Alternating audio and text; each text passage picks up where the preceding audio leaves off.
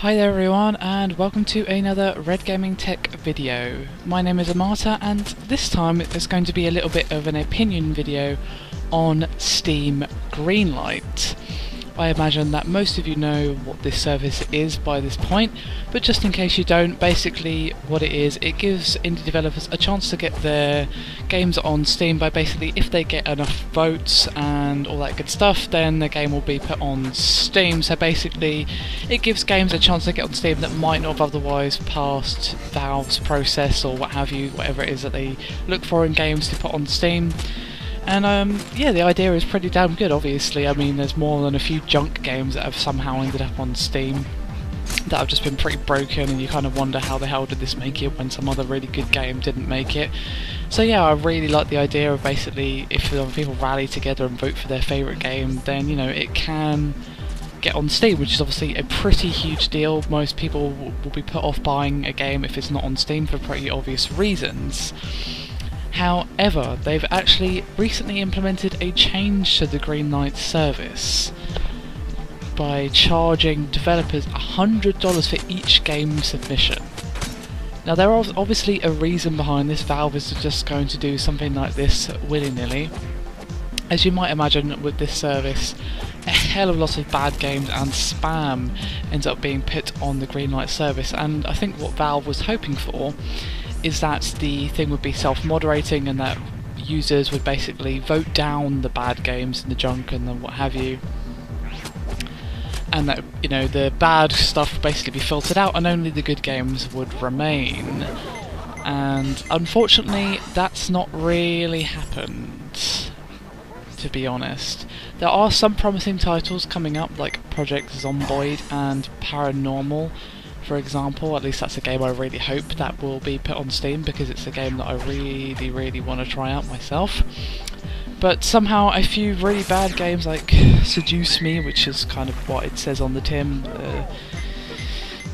one of those games where you have to seduce a promiscuous virtual lady and all this other stuff, and bad Half-Life 3 jokes, and basically a load of old shite that you wouldn't want on Steam. So Valve's idea of self-moderation by the users hasn't really worked out, but I just wanted to give my opinions on not only Greenlight itself, but this $100 charge.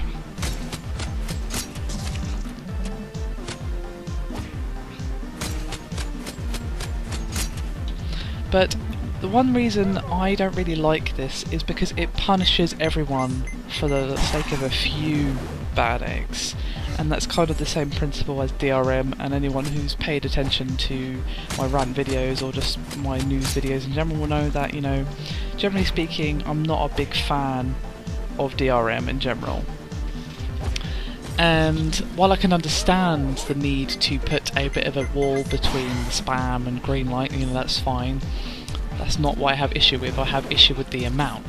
If they were, for example, charging $30 or $20 for the paywall, then, you know, it would basically have the same effect and wouldn't put these bedroom developers out of pocket, because $100 is a hell of a lot of money.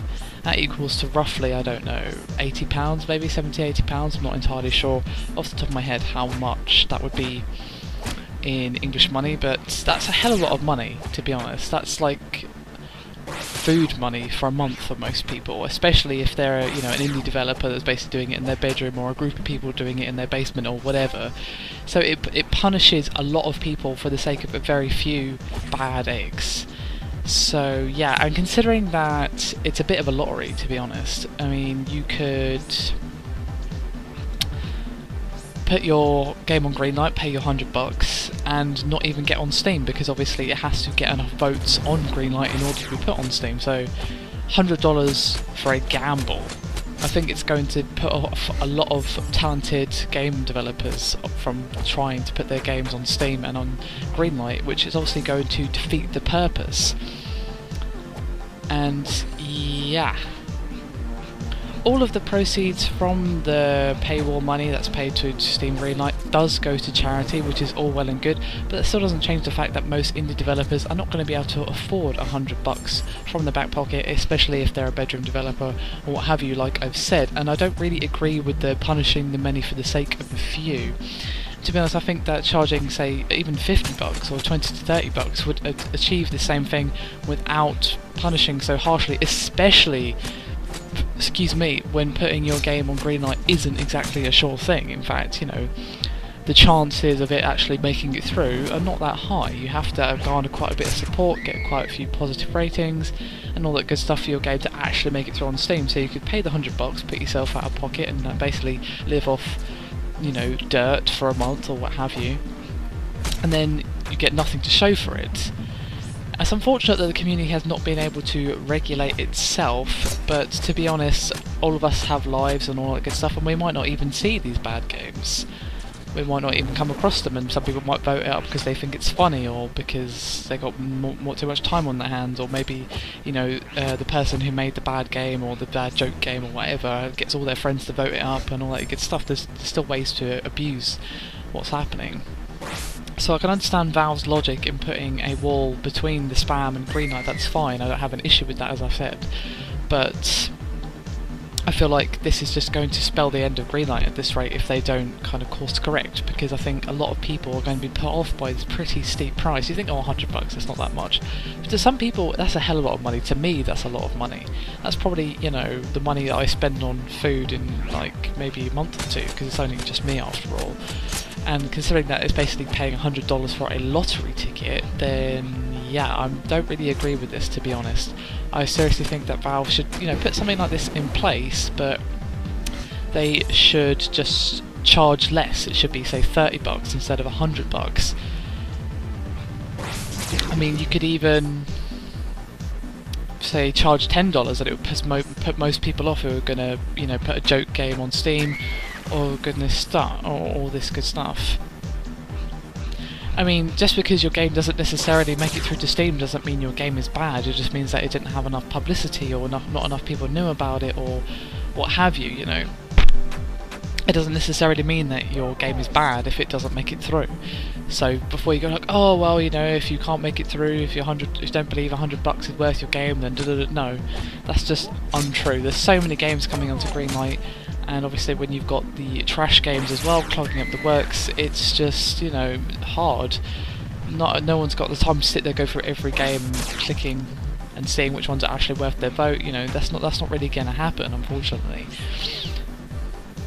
So, you know, it's got really nothing to do with quality. I mean, you know, for example, a game developer or someone, like for example, say someone who's really big on YouTube, just as an example, wanted to make a game, they could just basically get all their subscribers to vote for their game. Even if the game's awful, you know that would happen. And some good developer who doesn't happen to have, you know, 1 million subscribers at their behest is going to lose out. So it's got nothing really to do with quality. It's basically a popularity contest.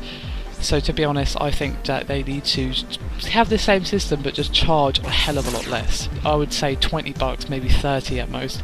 I think that would put most people off, to be honest, without bankrupting these bedroom developers. Anyway guys, I hope you've enjoyed this little opinion video slash rant. As always, I really want to hear your opinions on this. What do you think Valve should do? What can be done against this flow of spam, bad games and Half-Life 3 jokes and all this all good stuff? You know, what do you think Valve should do? I mean, do you agree with what I've said, or do you disagree? You know my opinion, I want to hear yours. So yeah, it'd be really good to hear from you, so hit us up in the comments if you have something to say. I would very much like to hear your opinions. Anyway guys, enough of all that, thank you very much for watching, and I'll see you again next time.